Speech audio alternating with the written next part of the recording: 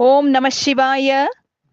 கைலாயகிரியில் வசிப்பவனே, பிரம்மாதி தேவர்களில் பிரகாசமுடையவனே, 5 முகமும் ஜடையும் உடையவனே, 5 திருமுகங்களை உடையவனே, எப்போதும் மங்களகரமானவனே, திரிநேத்திரம் உடையவனே, சர்ப்ப ருத்ராட்சமயமான கர்ண குண்டலங்களை அணிந்தவனே, பிரசன்னமான முகத்தை உடையவனே, புன்னகையுடன் கூடிய முகமும் பிரசன்ன திருவுருவம் கொண்டவனே, நீலகண்டனே, சத்யோஜாத ஸ்வரூபியே, இடபக்கொடியை பிடித்தவனே, வாமபாகத்தில் பார்வதியை அமர்த்தியவனே, 10 திருக்கரங்களை உடையவனே, பரமாத்ம ஸ்வரூபியே, டமருக கபாலங்களை திருக்கரத்தில் ஏந்தியவனே, சிரோமாலையை தரித்தவனே, பரிசுத்தமான ஸ்படிகக்கல்லை போன்ற தேககாந்தியை உடையவனே, கற்பூரம் போல சிறந்தவனே, பினாகவில்லையும் சிறந்த திரிசூலத்தையும் உடையவனே, புலித்தோலையும் கரித்தோலையும் அணிந்த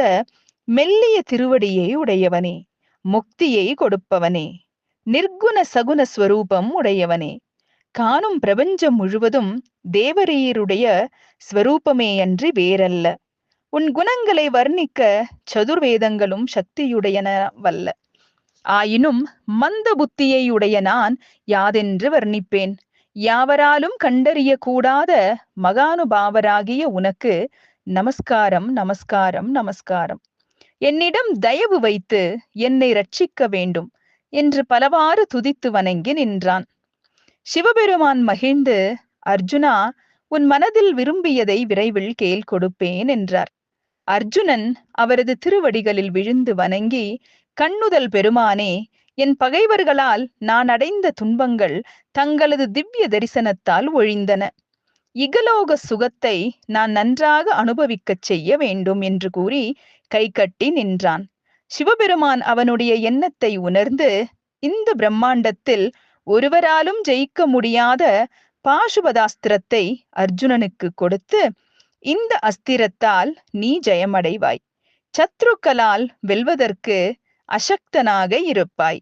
உனக்கு எல்லா வகையான சுகங்களும் உண்டாகும். நான் கிருஷ்ணனிடம் சொல்லுகிறேன். அந்த கிருஷ்ணன் எல்லா சமயங்களிலும் உனக்கு உதவி செய்வான். மேலும் அவன் எனது அம்சமாக பிறந்தவன். நீ அவனது சகாயத்தால் சகல சத்ருக்களையும் ஜெயித்து ராஜ்யத்தை அடைவாய் என்று வரங்கொடுத்தார்.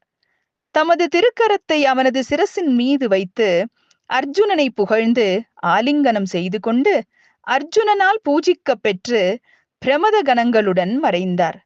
அர்ஜுனன் மகிழ்ச்சியோடு தன் ஆசிரமத்தை அடைந்து தர்மராஜனை பணிந்து நின்றான். தேவ துந்துபிகள் முழங்கின, மலர் மாறி பொழிந்தன.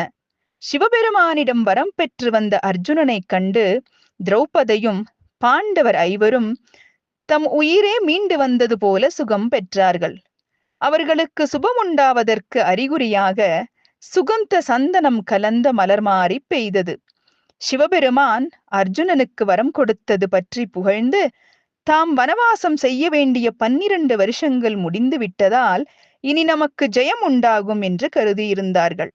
அப்பொழுது அர்ஜுனன் வந்ததை அறிந்த கிருஷ்ணன் அவனை பார்க்க அங்கு வந்தார். அர்ஜுனா, சிவபெருமானே சகல துக்கங்களையும் நீக்கி சுகம் அளிப்பவர். ஆகையால் நானும் அவரை பூஜிப்பது போல நீங்களும் சிவபூஜை செய்யுங்கள் என்றார். பிறகு அவர் துவாரகையை அடைந்தார்.